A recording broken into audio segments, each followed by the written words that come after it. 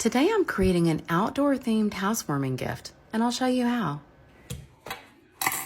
I love my backyard space, so when I got my invite for this housewarming party, I knew I would be arriving with a garden-themed gift. I put a small bag of potting soil in a plastic bucket and nested 2 black and gold planters on top, with the soil serving as a support. I filled the 2 planters with supplies and plants that I purchased or dug from my own garden. I wrapped the base in paper tablecloth, tied it up with red and white checked ribbon, tucked in the edges, and secured the spade and the snippers with brown ribbon. And then I was all done. Except that I wasn't.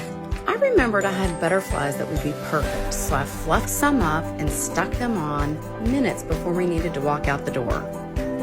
And because this gift was filled with dirt and tipping over on the trip over would be a mess, I put this baby on the seat right beside me for the ride over to its really sweet new home.